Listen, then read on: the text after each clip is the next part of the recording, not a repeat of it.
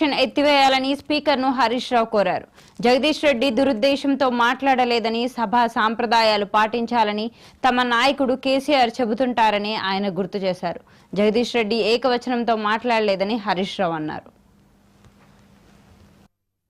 నిన్న శాసనసభలో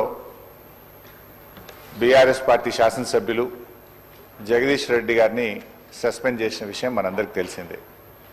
దాని విషయంలో దయచేసి మీరు పునఃపరిశీలించి జగదీష్ రెడ్డి గారిపై పెట్టిన సస్పెన్షన్ను ఎత్తివేయాలని చెప్పి అప్పీల్ చేస్తూ ఉన్నాం. జగదీష్ రెడ్డి గారు ఎక్కడ కూడా మీ పట్ల అమర్యాదగా కానీ ఏకవచనాన్ని కానీ సంబోధించలేదు. మీరంటే మా అందరికీ కూడా ఎంతో గౌరవం. మా నాయకులు కేసీఆర్ గారు కూడా మీ ఎన్నిక జరిగినప్పుడు ఏకగ్రీవంగా మీ ఎన్నికకు సహకరించినటువంటి పార్టీ బీఆర్ఎస్ పార్టీ. మా నాయకులు కేసీఆర్ గారు కూడా ఎప్పుడు కూడా మాకు చెప్తూ ఉంటారు, సభా సాంప్రదాయాలు పాటించాలని, మీ పట్ల గౌరవంగా ఉండాలని కూడా చెప్తూ ఉంటారు. సో మాకు ఎక్కడ కూడా బీఆర్ఎస్ పార్టీకి కానీ మా సభ్యులు జగదీష్ రెడ్డి గారికి కానీ మీ పట్ల మంచి గౌరవం ఉంది తప్ప మేము ఎక్కడ దురుద్దేశంగా కానీ ఏకవచనాన్ని మీ పట్ల ప్రయోగించలేదు. అందువల్ల మాకు కూడా, ఎందుకంటే నిన్న జగదీష్ రెడ్డి గారికి మీరు మైక్ ఇచ్చుంటే వారు చెప్పుకునే అవకాశం ఉండేది. వారికి చెప్పుకునే అవకాశం లేకుండానే సస్పెన్షన్ జరిగింది కనుక మీరు ఒకసారి పునఃపరిశీలించి వారిని సభలోకి వచ్చే విధంగా సస్పెన్షన్ ఎత్తివేయాలని మా తరఫున విజ్ఞప్తి చేస్తున్నాం. నిన్న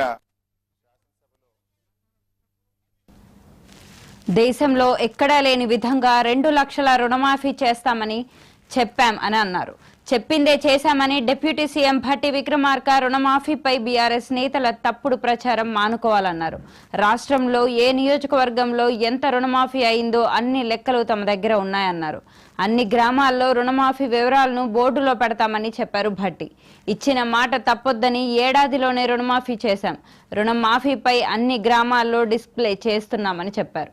గజ్వేల్లో 237 కోట్లు, అలాగే సిరిసిల్లలో 175 కోట్లు రుణమాఫీ చేశాం. అవసరమైతే అసెంబ్లీ బయట బోర్డులో వివరాలు పెడతాం. నిర్మల్ నియోజకవర్గానికి 202 కోట్లు ఇచ్చాం. సిద్దిపేటలో బీఆర్ఎస్ హయాంలో 96.62 కోట్లు రుణమాఫీ చేస్తే మా హయాంలో 177 కోట్ల రుణమాఫీ చేశాం. ప్రతి శాసనసభ నియోజకవర్గ లెక్కలు ఉన్నాయి. మేం పనులు చేశాం, మీలాగా ప్రచారం చేయలేదు. చెప్పిన స్కీమ్లన్నీ తప్పకుండా అమలు చేస్తాం. ఈ రాష్ట్ర ఖజానా ప్రజల కోసం కానీ బీఆర్ఎస్ నేతలకు కాదు. తప్పుడు ప్రచారం చేస్తే సహించేది లేదు. ఏ పథకానికి ఎక్కడ ఎన్ని కోట్లు ఖర్చు పెట్టామో లెక్కలు ఉన్నాయని తెలిపారు Bhatti Vikramarka. Number of eligible house holds అధ్యక్ష 67,532. వాళ్ళకు సంబంధించి number of zero bills generate అయిన దానికి 27.04 కోట్ల రూపాయలు కట్టాము అధ్యక్ష. అట్లా వదిలిపెడతాము.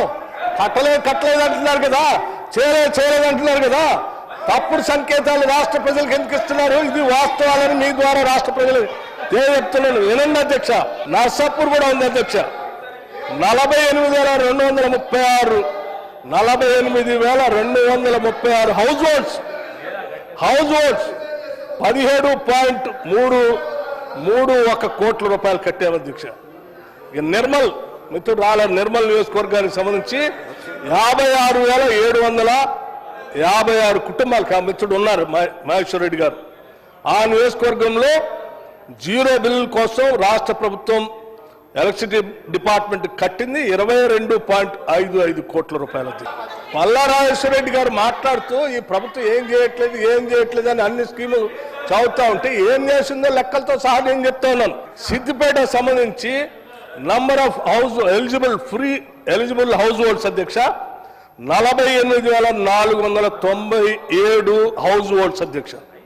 దీనికి సంబంధించి రాష్ట్ర ప్రభుత్వం కట్టిన డబ్బులు 20.37 కోట్ల రూపాయలు అధ్యక్ష. సిరిసిల్ల మీరు 10 సంవత్సరాల్లో ఏ ఒక్క ఇంటికి కూడా 200 యూనిట్లు ఫ్రీ గీయలే.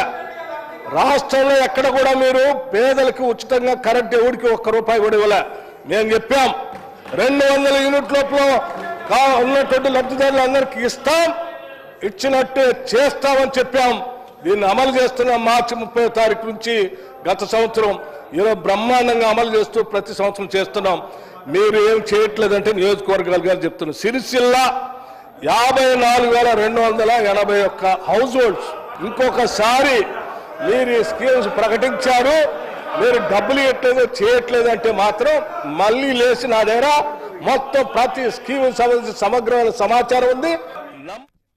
పల్లారాజేశ్వరరెడ్డి గారు ఎడ్యుకేషనల్ ఇన్స్టిట్యూషన్స్ నడుపుతారు, చదువుకున్నవారు, వాస్తవాలు కొంచెం దగ్గరగా మాట్లాడతారని ఆశించాను అధ్యక్ష. వాడు మాట్లాడాలని కూడా కోరుకుంటున్నాను. కొంచెం వాస్తవాలు చెప్తే మేము కూడా ఏమైనా పనికొచ్చామంటే వాడుకుంటాం అనుకున్నాం. కానీ మరీ ఇంత బ్లేటెంట్గా ముఖ్యమంత్రి గారు విద్యాశాఖ చూస్తున్నారు, వారి సమయం లేదు, ఏమి పట్టించుకోవట్లేదు అని అంటున్నారు. ఇది కరెక్ట్ కాదు అధ్యక్ష.